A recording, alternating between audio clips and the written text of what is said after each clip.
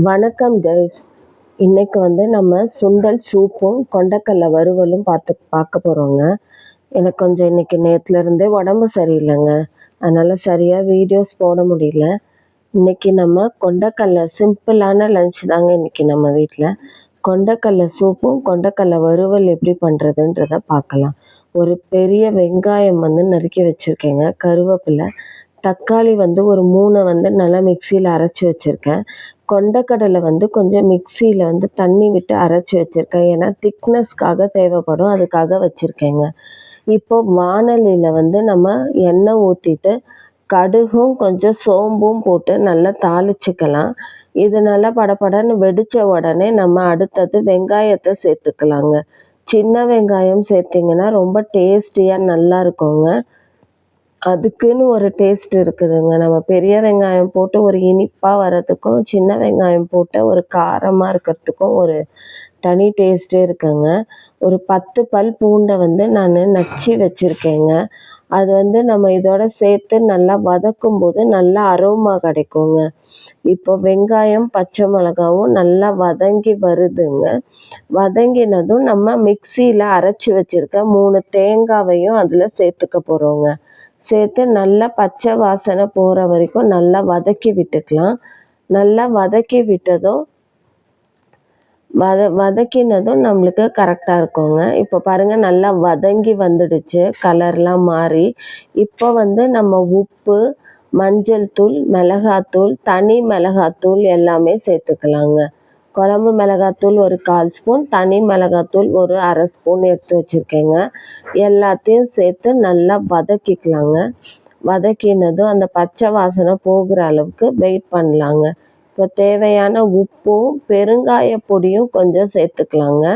பெருங்காயம் சேர்த்துட்ட பிறகு அதையும் நல்லா வதக்கிட்டு நம்மளுக்கு எவ்வளவு தண்ணி தேவையோ, மிக்சி கழுவின தண்ணி எல்லாம் சேர்த்து, கொண்டக்கடலை வேக வச்ச தண்ணி எல்லாம் சேர்த்து நம்ம தண்ணியாக ரசம் போல் தாளித்து விட்டுக்கணுங்க.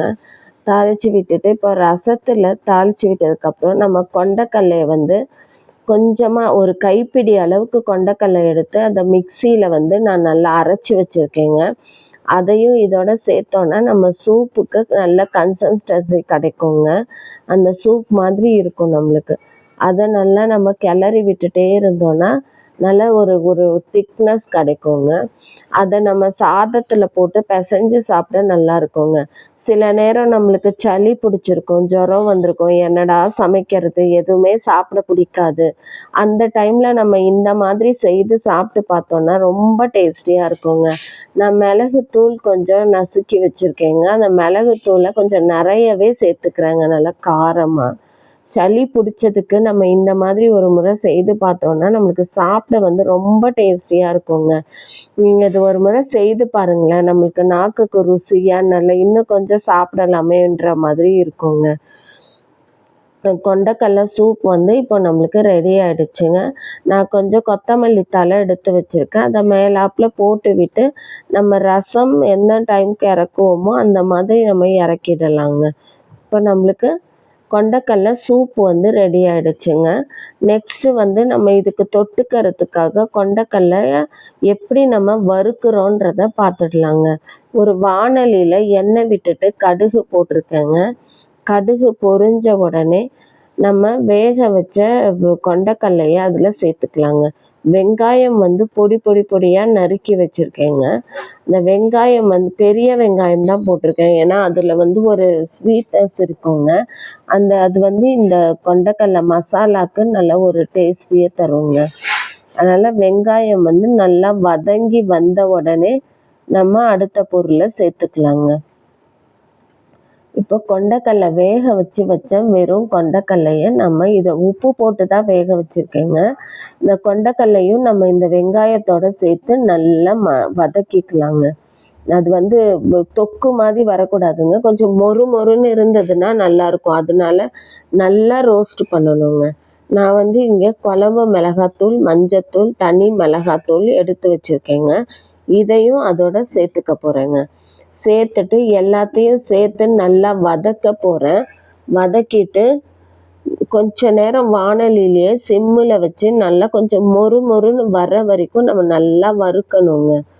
கொஞ்சமாக தண்ணி இருக்கும், ஏன்னா நம்ம வேக வச்சதை எடுத்து வச்சுருக்கோம் இல்லையா, கொஞ்சமாக தண்ணி இருக்கும். அதனால் நம்ம நல்லா அது கொஞ்சம் மொறு மொறுன்னு வர்ற வரைக்கும் சிம்மில் வச்சு நல்லா வதக்கி சுருள சுருள எடுத்தோன்னா நம்மளுக்கு கொண்டக்கடலை மசாலாவும் ரெடி ஆகிடுங்க.